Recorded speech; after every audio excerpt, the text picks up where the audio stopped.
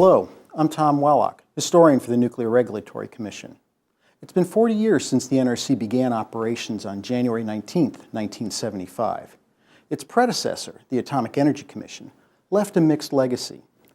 The AEC's approach to reactor safety is still used today, but at the time, few mourned its demise.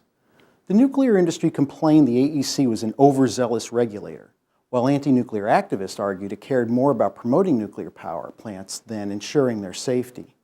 Many hoped the NRC would be different by being independent and unbiased.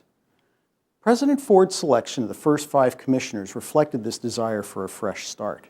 They were different than the members that typically populated the Atomic Energy Commission, most of whom had nuclear backgrounds. Having members with diverse professional backgrounds and diverse perspectives added to the quality of policy making and decision making. We were indeed a new agency, not a reincarnation of the AEC in a different guise, that we were independent of the executive branch, divorced from promotional considerations, and staffed for effective safety regulation. International events soon challenged the scope of the NRC's independence. India's 1974 detonation of a nuclear device embroiled the agency in a controversy over its export licensing authority. The blast confirmed public fears that nuclear fuel supplied to developing nations could be diverted to make weapons.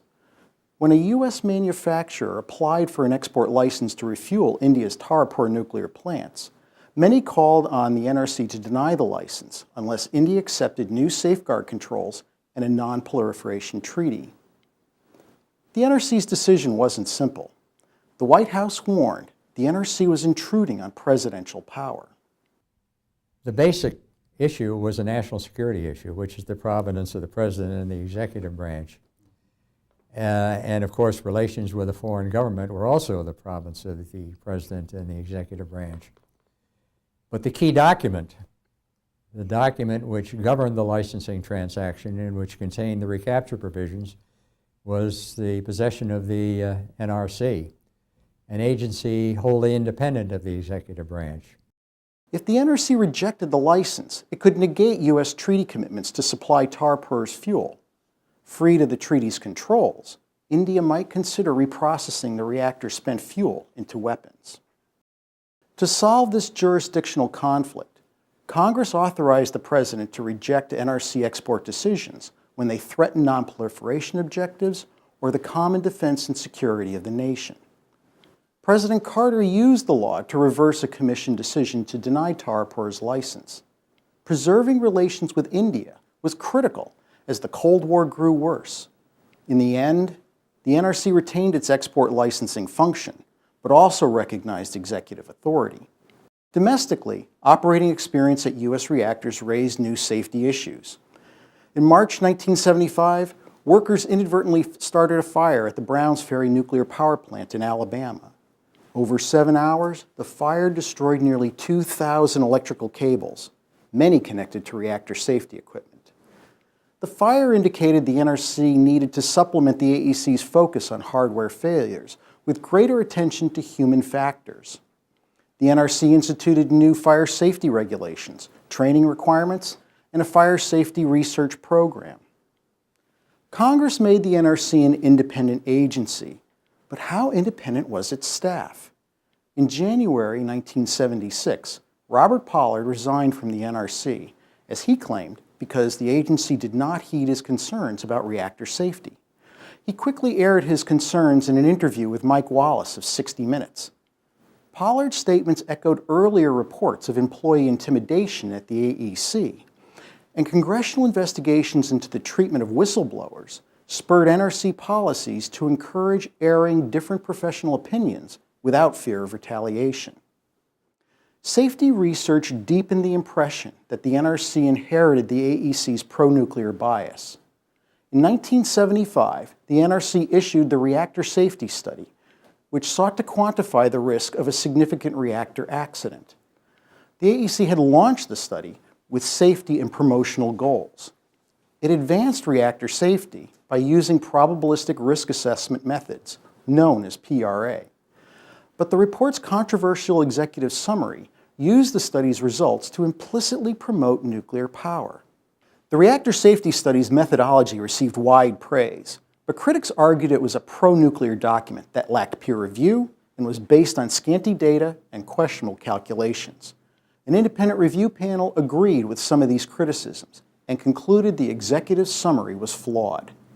In January 1979, the Commission reiterated its praise of the main report, but withdrew any endorsement of the executive summary. The reversal was an embarrassment for the NRC, but it helped make PRA a valuable tool. Relieved of the burden of proving that nuclear power had superior safety, PRA could be used just to make reactors safer. To the nuclear industry, the many claims of the NRC's pro-nuclear bias didn't reflect reality. The time to approve and build a reactor had stretched from 7 years to 10. A utility executive complained, "The present regulatory process will strangle the nuclear industry unless some significant revisions are made." The NRC tried to streamline licensing with no luck. We sought to establish the framework for licensing reform. Our early site approval, our combined construction permit, which would deal with the pre-approved standardized design, and the elimination of the later separate operating license proceeding. We sought to promote it through legislation. That proposal disappeared in the wake of TMI. Decades later, and I emphasize decades later, licensing reform along the lines that we proposed was achieved. The regulatory process and its reform moves by inches, not by miles. For the NRC, the years between 1975 and 79 resembled a story's first chapter. We learned much about the characters, but many threads, such as reactor licensing, are left incomplete.